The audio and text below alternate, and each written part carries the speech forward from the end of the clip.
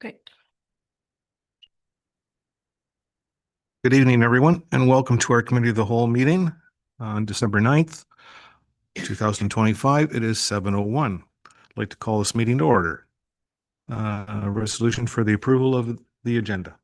Moved by Ted Brown, second by Maureen McMillan. Be it resolved that Council for the Township of Killaloe, Haggerty and Richards hereby adopts the agenda for the Committee of the Whole meeting of December 9th, 2025 as presented.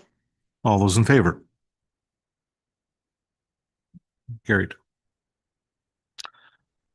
And now I'd like to read the First Nations land acknowledgement. As we gather today, I would like to acknowledge on behalf of this committee and our community that we are meeting on the traditional territory of the Algonquin people. We would like to thank the Algonquin people and express our respect and support for their rich history. And we are extremely grateful for their many and continued displays of friendship. We also thank all the generations of people who have taken care of this land for thousands of years. And please join me in a moment of silent reflection.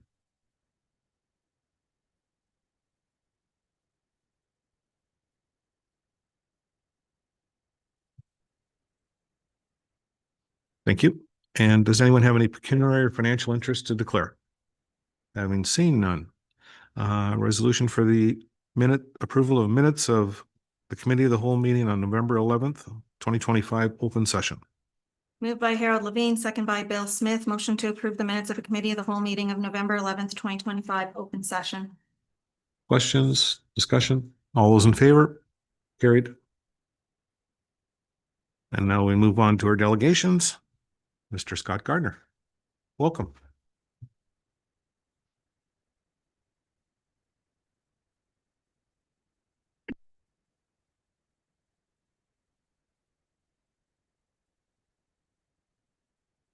Good evening, everyone. Thank you for having me. Thank you, Tim. I'd like to, I provided a PowerPoint to everyone. It's up on the screen for anybody in the audience. There's a couple items on behalf of the association that I wanted to talk to the council about. I'll just jump right into it because we're limited on time. Right, Bill? Okay. We're wanting to know an update on the status of the boat launch. And I think, Dean, do you have a copy of the PowerPoint? Okay. So just some of the things that we've had actually members come to us asking about, and that's what I'm coming to about now. And I'll just go over them and you can kind of fill it in at the end as to where we're at. Last update we had was on September the 2nd of 2025. One of the questions is, will it be ready and capable and operable in the spring?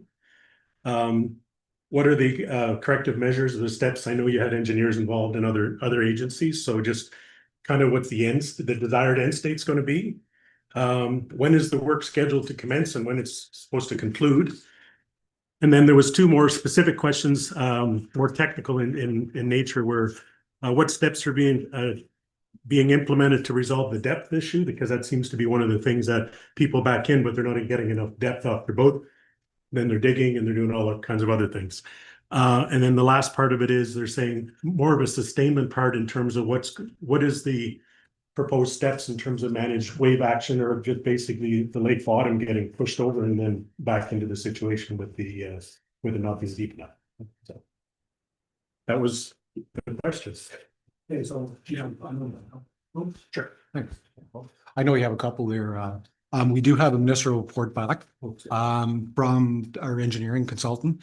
As of this point, we are they're looking at putting in precast concrete ramp. So they did a design layout plan for both, like where you back down plus the length of the dock kind of thing as a precast, and they've seen other municipalities, not around the area, but other municipalities have done that. So we're just going over it to finalize and make sure everything is up to standard with our planning department, myself included. So we're looking over all that. And then if council wants to move ahead, we'll be looking at moving ahead with a tender. So the tender, so obviously until it's accepted, then we don't know a time frame then as of yet. Correct. Okay, so potentially, obviously with spring being freshet and everything, we're going to get high water. So chances are, can this be done after the water has gone up? After the water's gone up? Yep. To put the precast in there, we cannot go ahead, like I said, I have to look over the report a little bit more in Right. detail. But as far as I know, that we cannot work within the water if there's water at all in there. Right. And if there is a little bit, or we could put silt fence around. And obviously the tender will have to be put out, because that's not in our jurisdiction. Like we are, so once we finalize the report, and then we can put the tender out and move forward with that. Dean, excuse me.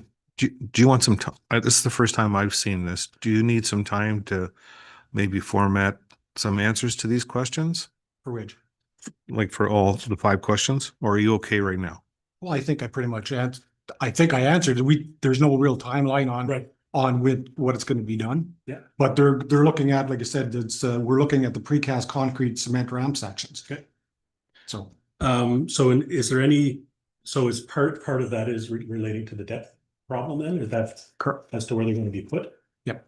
And then in terms of basically the lake bed washing in and covering them, is there like a sustainment maintenance plan or anything like that to, and in spring you blow it back with fire hoses or whatever? I'm saying that just because I know some other areas, but basically wave action is going to bring the sand back in and cover these up. Most of them, as far as what I realized, but like I said, I'll have to look into it a little bit differently or more in depth. But if the waves come off, I don't think there'd be an issue with having to clean that off or whatever like that kind of thing. Once the water goes down, like the levels are, like say currently.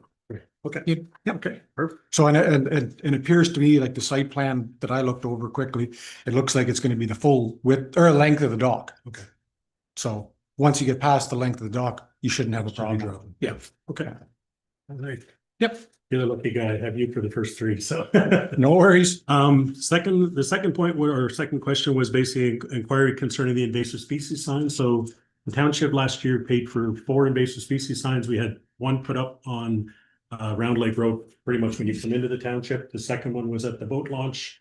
There was some issues with getting the ones for Highway 60. So as an alternative plan, we decided we're going to do at the beginning, coming off of 60 at the beginning on 58, and then likewise on Simpson Pit. Yes, like I said, when we were in discussion with the county, both like our emails together, with the first invasive species there on Round Lake Road, and you'd given me a report from the county. Yeah.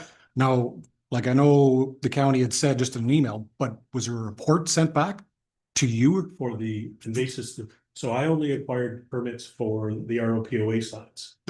Yeah. The invasive species signs were yours. Okay, yeah, no, I know Yeah. that, yeah, so there was no, but I know the email, it says like it's okay, but I will touch base again. I thought that maybe he was gonna send back He did. just a response, though, not He just not a responded report. that the new proposed locations were okay. Yeah, no, for sure, he did Yeah. that, yes. I didn't know if there was anything beyond that required. Like if he said the new spots that you're proposing are okay, I didn't know there was anything further. I thought there was gonna be more of a process with that, so I will reach out to the county tomorrow, Okay. and if that's the case, it doesn't take much to put. Okay. And those spots that you had suggested, I think they're pretty good spots. Okay. Yep. And last thing was the road maintenance in terms of on Red Rock Road between Foy Park and the first property if you're going west. So basically for where the guardrails are basically going towards where Fort Ford will begin. Okay. Towards Alberton. Yeah. I think if I'm correct, I think there's like 4 or 5 dead trees in there that are right beside the road on the lakeside. And so I'm just concerned, and I've had people bringing it up, saying that there's a concern that these trees, obviously with winter and snow and ice and everything of them coming down on the road. I know myself traveling, you do see random trees that fall, but these are dead. So these are high priority in the sense that if they come down, and that's a pedestrian part too of the road as well. So I just would appreciate if somebody could look at those. We've had numerous people asking about it. That's all. Okay, yeah, no, what we could do sometimes, Scott, if you're around maybe within a little bit, we're short staffed right now, as you know, we're putting ads out in the paper for 2 municipal employees. But maybe we can get together and we can take a peek at them. The only thing is we have to be cautious with that because it's a provincial park. These are before. So it's nothing to do with, It basically it's Not- from the guardrail going towards 44. So it's in. Oh, okay, okay, because we have to be careful, Sure. because I know, like, when we did the rehabilitation of Red Rock Road Yeah. there, like, they were sticky on a lot Yeah. of different issues So kind of that's- thing. they're not. Okay, okay, so let's,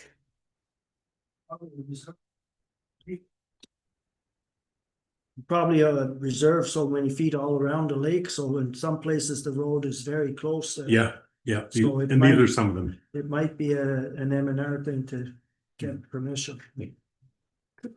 but no, Scott, whenever you're available, Larry, you have my number, email. Sometime we'll figure it out, and maybe we could just take a tour out there, and I'll meet you out there or whatever, and we'll go over it. Okay, That suits you. that's perfect. Yep, thank Okay. you. Sound good?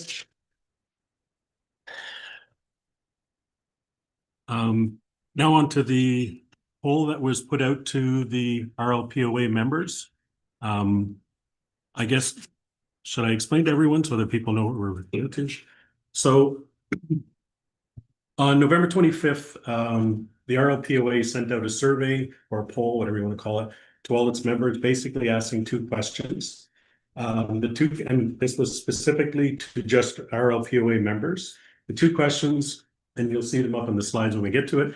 The two questions were just basically, do you feel that the council should stay at 6 or should it go to 4? It's a pretty straightforward question.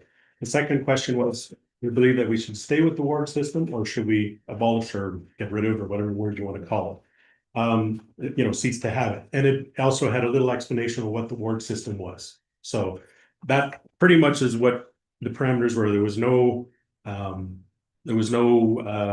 other direction given other than, maybe Tammy, if you could put the questions up just so people can see them if they want. So that was that one more. Oh, you want questions? There we go. So there, anybody wants to see it? How many councillors should be on the municipal council? Reduce to 4, remain at 6. So that was one of the questions. The second question, the ward system is a geographic division. I put that in so people understood the technical term of what a ward system is. And the question was, and the only other addition to that was, currently there are councillors that do not live in the wards that they represent. That's just fact. And then the only other part is, should the current ward system continue? Yes or no? So they were just pretty straightforward questions in that respect.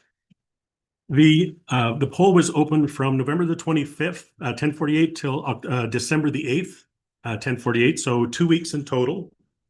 It was sent out to the 304 members of the RLPOA. All the votes that came in, or sorry, not votes, all the polls results and the surveys that came in were anonymized. And what I mean by that basically is there was nothing specifically identifying it to who said what. This is more about the data. It wasn't about who put in what response. I did have one member that reached out to us, and they wished to have their response withdrawn for their own personal reasons, which we respected. So to be accurate, actually, we had 305 responses and 304 were counted, and we respected the choice. Oh, sorry, I apologize. Yes, so 205 responses, 204 then were used because we withdrew the ones at the person's request. Any questions that anybody had in terms of specifics or anything, we directed them to the township office to seek further direction. If you can go with one more. So this was actually one of the people did actually reach out to the township office. So you can see their question and then also the answer that they received from the township. So the whole premise of this is that it was neutral. It was just a straight question, your response and the totals, nothing else. So not trying to sway people in any way or direction, just get the pulse of what, and as I said before, of the members of the RLPOA. So that's who it was limited to. So in our case, we have 304 members and we had responses from 205. So we're at a third. So it was good in terms of the response that we got. The results from the poll. So in respect to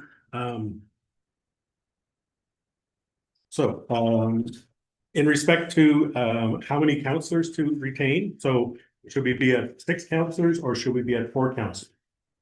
As you'll see up on the slide, we had 75% said reduce to 4, and there was 25% said stay at 6. Okay, and the second question was keep the ward system or cease the ward system. Response 26% said keep the word system, 74% said cease it. Okay. that's basically, and I provided this information to the council on Monday, just so everybody had time to look it over, digest it, and see, you know, parameters and whatnot. Just for, and my background is I'm a numbers guy, so just bear with me with this. So based on census numbers from 2021, that's the last time we had a census done in the area. So number of people in the township is 2410, so 2,410. 1,097 households. That gives us an average of 2.2 people per household. I know we can't find the 0.2, but you understand how it's a number. So based on that, okay, 204 responses times 2.2 people, because we're sending it per household. That comes out to 18.6% of the total township number. So our little corner of the township. So we're not trying to say we're larger than we are, but putting it in proportional basis, that would represent an 18.6% of the township. So that's just to keep it in perspective. As an aside note, the median age, the average age for people within the township is 54 years old. So, and this is all stuff that's in from the census and statistics. So this is all government-based information. There's a couple of factors that precipitated the reason for this survey, and I wanted just to go over them very quickly. There is, I guess the council has already decided in December 24, and I think the decision currently is that they want to go ahead with a referendum. I guess one of the questions of it is that everything, as we all know, everything has a cost. So what is the cost of a referendum? And the best I can find in terms of from AMO and everything else on the internet and all the rest of it is anywhere from, you know, maybe $12,000 to $15,000. And if you get a real fancy one, there was some that showed over 300,000. I don't think we're anywhere close to that. I think maybe 13 to 20 might be the range, but I truly don't know. That's just from what I see on the internet. So take that as it is. The other part of it is that if we do go that avenue of the referendum, the soonest that any changes would come into effect, from what I'm told, is 2031. So meaning the next election cycle. So that's just, those are just the dates and the timings of things. If the decision is at that time that you know, to reduce council or any variation of that, the approximate salary of councillors is, and I could be wrong on this, but I'm being told it's around $20,000 plus or minus. Excuse me, it's not 20,000 plus per year, sorry. Okay, well, there was a You're minus off there, on that one. it was plus or minus, so It's minus. that's why I said. Thank you. Okay, yeah, no problem. And as I said, approximately, I don't know specifically. There's a term I've used and they call it machine politics. And I know if somebody looks it up, they're going to look at the worst case, what it means. And basically what I use the term in machine politics is what it basically is in the ward system. It's based on small geographical areas, artificial geographic areas, because KHR is one area, but it's divided up into 3 slices. What happens is that you have concentrations in the area. So if there's people in one area, you can actually, your platform for that official can be to those people, because the rest of the areas don't matter. You're being voted on that area. So if you're in Killaloe, or you're on Round Lake, or you're wherever in the area, whatever ward you're in, your position is representative of those people. So that's who you're appealing to, is those people, because those are the people in the area that you're reflecting. That actually would limit it for somebody new that wanted to be a part of it. And that is just based on mechanism. So in other words, if somebody new wanted to come in, if you have been in a section for a long period of time, it makes it very difficult because all those people know you.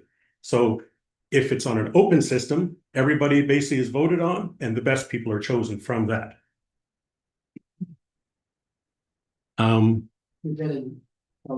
Okay, yep, thank you. Okay. Okay, we'll go to the next slide and then. So I just put up a graph of what the difference is, and this is a psychological thing. So basically what it shows is the differences of decision making, and this is in business and in management and everything. So this is this is something that's still used to this day, it was still studied as of this year. So it's still one of those things that groups of 4 can come to a decision quicker than groups of 5. You know, it's the old expression we always say, it's like herding cats. Well, you get a large group of people, it's harder to get to a decision. So my questions to council. So some of the information I have, so we have the smallest population of the 6 surrounding townships. What is the justification for the ward system? How does so with 6 councillors and all other surrounding ones have 4, and we are the 3rd smallest geographical area in the township. On July 15th of 25, the subject of the ward system came up, and also composition, and it was decided to be deferred for future analysis. I never heard of what that future analysis was, other than there was a vote in 24, but nothing happened after July 25. So I don't know what that analysis was. And I just get this information from the minutes. That's where it's coming from. I know the referendum was, the concept of the referendum was, we wanted to know what the people want. We have the smallest ratio of councillors to people. We have 400 people to 1 councillor, whereas other townships have 900 plus. So with that small concentration, you even have a bigger opportunity to know what the people want. And that was really what our poll was to recommend. The only other part, I guess, just to go quickly with this, was I brought up some slides from, you go ahead one, Fanny. So I just brought up some information. Back whenever we were doing the budgetary process in May, this is questions that actually came from the council's questionnaire to people concerning budget. But if you look at it, you look at one of the highest things that was talked about, right? Well, we want to know, how do we contact our people? So people said they want to go to the township website, local newspapers, township social media. Those are the way that the township was talking to people. The second one was, how do you want to receive it? Township website. And also direct mailing, email as well. So we can go to the next slide. This here said, what did the people that answered the survey from the township, what was most important to it? And overwhelmingly, it was actually general governments, and it says staffing. So people were concerned back in May about that. And then lastly, taxation and financial, I can't see the last part of it. Anyways, finances were the second question that was on the budgetary questionnaire that was a big point. Next one, Tanner. So this is what I spoke to earlier in terms of the ratios. And very quickly, as I said, we're 400 to 1, other townships anywhere from 716 to 1 to 982 to 1. And I guess this is as respect to all the councillors. Okay, your elected officials, the people entrusted in you to make the decisions within the best interest of the township. I understand, and I think everyone appreciates that you want to have people have a say in this decision. But by the same token, you were elected to represent us. So that is in turn what we delegated to you. So that is the role of the council. And just the last slide, Tammy. So last thing, and thank you both for giving me some extra time here. Last thing I just want to say is the decision of these changes, okay, should be looked at as a thoughtful reform process based on evidence and best practices. Okay, not other factors that are going on in here. And trust me, there's lots. Okay, but we need to look at evidence and best practices. That's the part that I'm trying to say. Rather than political or financial or whatever, what is best for the township. I just put a blurb at the very end about what a councillor is. I don't need to tell you all what councillors are, but I guess, as I said, as elected officials, you already have our vote in terms of what your decision is. So as long as you have the data, then you can make an educated and qualified decision. Does anyone have any questions for Scott? All right, Bill. I have a response. Sure. Thank you, Councilor McMillan. I agree, and people here who've been following for the past 3 years know that I'm in favor of reducing the size of council and getting rid of the ward system. But why we are right here right now doesn't have anything to do with all of the shenanigans, if we can call it that, shenanigan. I don't know if that's a word yet, maybe it can be. It'll work. It doesn't have to do with that. It has to do with the fact that council has discussed it several times. And if it was put to a vote, I expect, based on what people around the table have said, that the motion would fail. So we're trying to get to a place where we can keep the conversation. Let's call a vote right now. The chair has the ability to call the vote right now.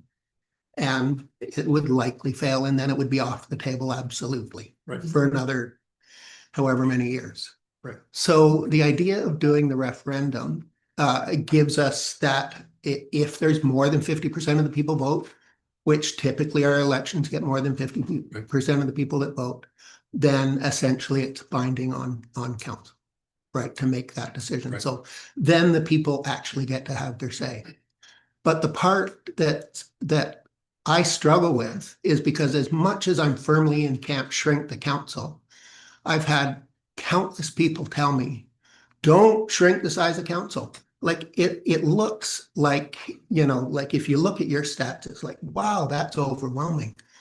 But that's not what I'm hearing. And that's not what other people are hearing too. When we go to our constituents, when we talk to people, we're getting both sides. I don't know what way I'm really going to vote. Like if it comes to it right now, I'll have a whole whack of people who are pretty pissed off at me for voting to reduce the size of council just because I think it's the right thing to do. If I vote to keep it the other way, I'm going to have a whole bunch of people pissed off at me that way as well. So trying to have it not stop dead in the water, but being able to continue so that ultimately, hopefully, the will of the people can be followed. But I really appreciate the fact that you did that. It's a great start. Thank you. Who was first? I just want to follow up on Bill there. He's right. We basically did have a vote and it was put down. Right. And because of Councillor Smith and McMillan, they suggested the referendum and put it on the ballot. And that is the only thing that changed 4 of our minds, where we wouldn't even have this discussion right now because it was closed. We were not going to reduce the council. We were not going to do the other one either. So that is why we want it on the ballot. Because I can guarantee right now, if the mayor calls the vote or the chair calls the vote, it's going to be done until the next council comes in. Carl first. You stated that the ward system, one person just looked after that ward system. We don't. This is a township of Killy, Haggerty, and Richard. You come with me about something from Round Lake, I will try to get it done for you. We aren't just wards, we're full township. Everybody represents the township, not just a ward. Thank you. Can I ask you a question? So Carl, if you represent all 3 wards, as everybody else does, Yeah. then what is the significance of a ward? You just said you represent all of them. So I represent the township Right. and the ward. And people call me, if you call me around Lake, or if he calls me Willow or whatever, I represent. So where I belong in the ward has no bearing. I could still speak to you. And You still can, sir, yes. And that's my point. Yeah. That's exactly my point. Mhm. If, if someone from Killaloo called Brian's not going to say, I'm sorry, that's not my ward. He's going to Yeah. But we no different. All of you would. And I understand that. And I guess that's my point. There is a ward is just a geographical boundary. It's not a real boundary. It's just a virtual one. It means nothing beyond that. And that's why I'm saying it's pointless. But I bet you, and Tammy could probably speak to this more than anybody, does it create more administration? Of course it does. Because now you have pies cut, opposed to it's a counselor, it doesn't matter. Bill. I just wanted to follow up and say, I've heard what the people who oppose my opinion have to say, what the councillors do. And I don't at all characterize it as self-interest. And I know that you didn't characterize it as self-interest at all. But I'm saying this because there's a lot of stuff on social media that talks about it's just counselors. There's two things. It's either we're fighting with that person there, or we're protecting our jobs in self-interest. And if you listen to what they're talking about, it's not that. You posed a question in here about no, I'll just leave it at that. I think Gary has to stand. Does anyone else have a question for Scott? Maureen? I just have more of a statement. So I've always expressed my view. I would like to reduce the size of council and abolish the ward system. I've always held that point of view, but I'm going to reiterate what Bill said. This was the only agreement we could come to at this table. And really don't want this to get voted down and have to wait another term. I do think that the cost will be a little bit less because we're doing this at election time. So I think because we're pairing it with that, some of those costs will be reduced, and I'm hopeful it's not going to be as much as that. I'm hoping it'll cost like a cup of coffee per resident, maybe 2 cups of coffee per resident to have a voice. But I have to push that. I think it's important for people to have a voice, and I hope at the next meeting that we'll be able to have some more details on how the referendum will work. But that's what the will of this council, and I think that's how we're going to have to proceed. But I do appreciate the work you put in. Yeah, thank you, Scott. Anybody else? Questions? Harold? Brian? Nope. Thank you, Scott, for your presentation. And just to follow up a little bit, there was another survey done also, and it was done by the Kildu Post. And there was well over 100 people that replied.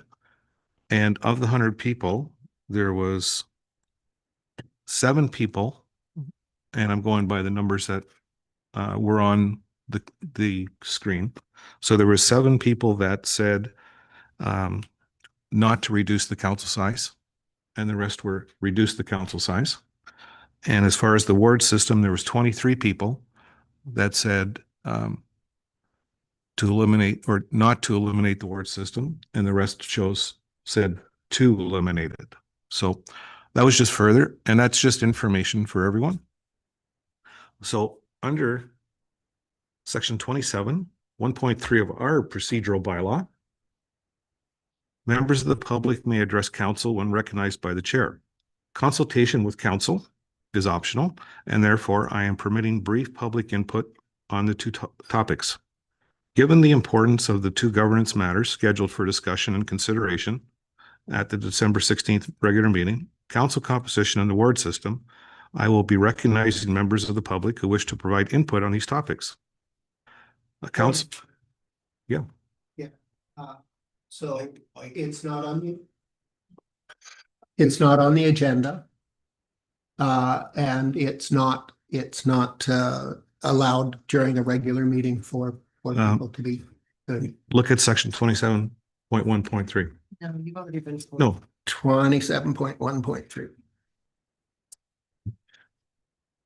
By the way, you just get to rule on a point of order. You don't get to debate a point of order, but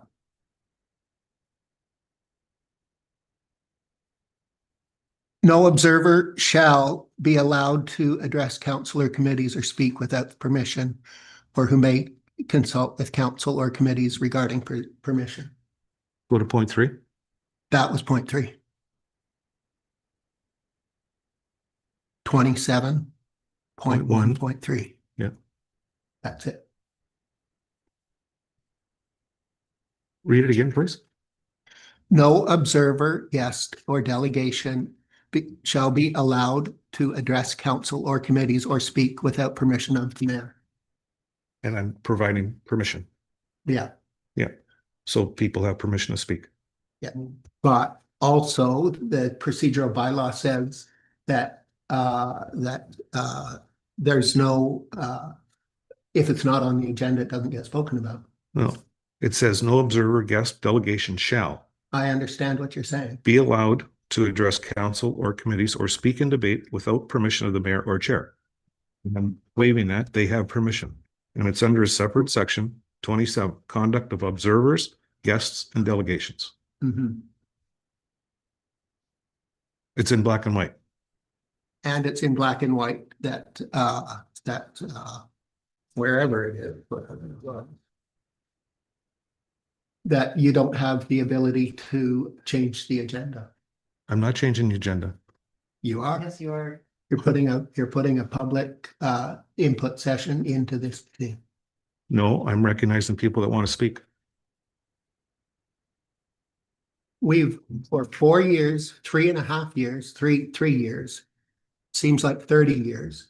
We've been sitting in this room and the rules that we have followed is that no one gets to speak to council unless they're a delegation and they have the permission to speak as a delegation. When we change our procedural bylaw, let's change that one. But as of right now, people have permission to speak. So, I have a question. Yeah. And I don't have procedural bylaw ahead of me. But we've already discussed this and voted on it, have we not? And does it not say in the procedural bylaw that once that's voted, it cannot be brought back? So actually, you kept on reminding me that if I wanted to vote on this, or if you wanted to have a vote, if you recall all those times that you said that to me, and I said, no, we're not going to vote on it. I'm not going to ask for the we vote. not vote, put it on the ballot. You did your Yes. informal show of hands. It wasn't an official vote. So, So,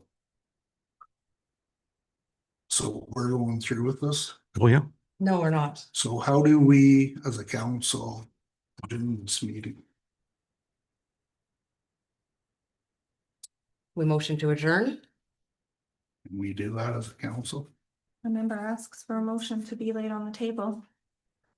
If a member asks for the motion to be laid on the table, Then we motion to adjourn. so you're willing to not allow the people to speak? Is that what We- you're saying? We have We said, have discussed this at No. the last meeting. That everybody will have their chance to speak on the ballot. Well, as you saw through these polls, nobody wants that.